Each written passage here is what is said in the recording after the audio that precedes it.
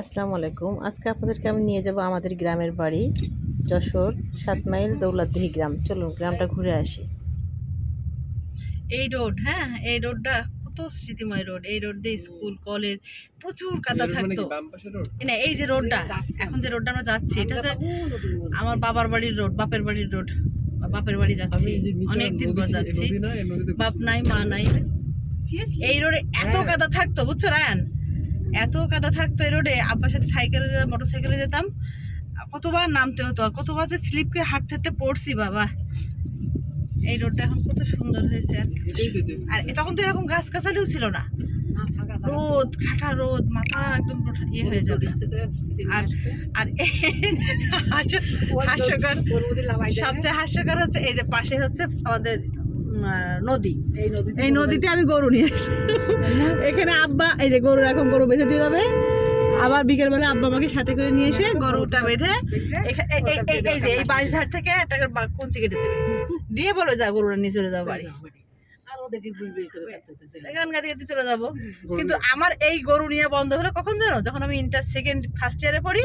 তো আমার পিছন পিছন আমার ফ্রেন্ড সার্কেলটা এসছে একদিন চুরি করে। আমি জানি না, আমি গরু নিতে আসিছি, ওরা ওখানে ওই ইসে দাঁড়ায় আছে ঈদগাহে, দিয়ে ওরা তাকে আল্লাহ সিদ্ধি গরু নিয়ে যাচ্ছে। আমি বাসায় যে কি কান্না, আপনার মা আব্বাকে বলে যে এটা ঠিক হচ্ছে না, ওর বয়সে মানে এখন কলেজে উঠে গেছে, এখন এটা বাদ দাও। আর ক্লাস নাইনে এইটা বহুত এটা টাক করে চুল হয়ে যায়। সেই চুল বাঁধলাম কোথায়? ওই বাঁশ গাছের কোয়ার। বাঁশ গাছও লম্বা হবে বা চুলও লম্বা হবে। মাশাআল্লাহ, এই যে চলে আসলাম অনেক কাছাকাছি, দেখছি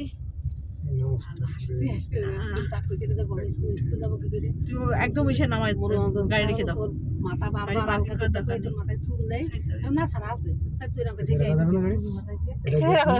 এটা আমাদের গেট না তো, ও নামাজ পড়বে তাই বলছে।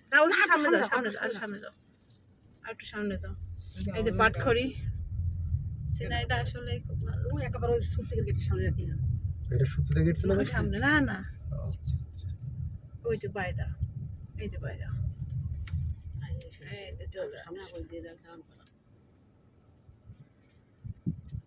নামাজ ধরতে পারছে। যাও তোমার 3 বাপটাই চলে, ওই ভাই মোটরসাইকেলটা এসে না, না কাদের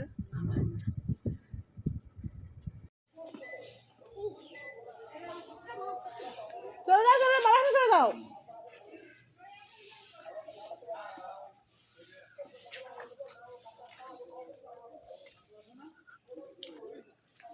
আমাদের কবরস্থান,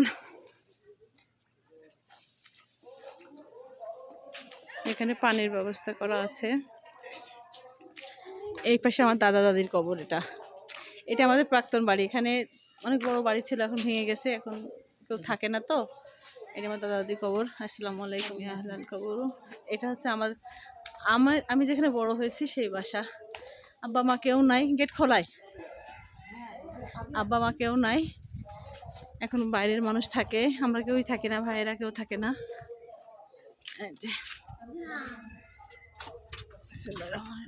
যেখানে ওরা থাকে, গরিব মানুষ রেখে দেওয়া হয়েছে, ওরা থাকে।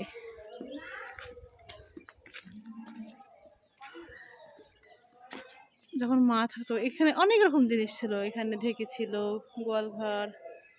এখন আসলে কিছুই নাই, এখন শুধু পরিত্যক্ত বাড়ির মতোই আছে পড়ে।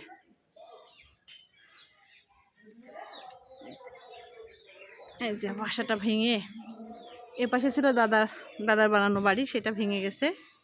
এখন সবাই যে যার যার মতো চলে গিয়েছে গ্রাম ছেড়ে। ওপাশে পুকুর আছে এই সাইডে, এখানে থাকে মানুষ।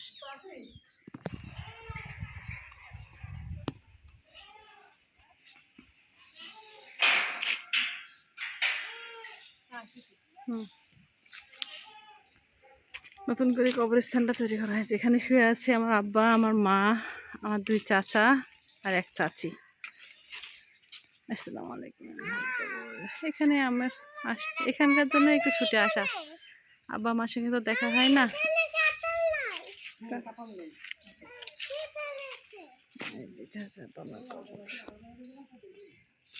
একদম স্থায়ী ঠিকানা, এখান থেকে এখানে আসতেই হবে, আজ হোক কাল হোক।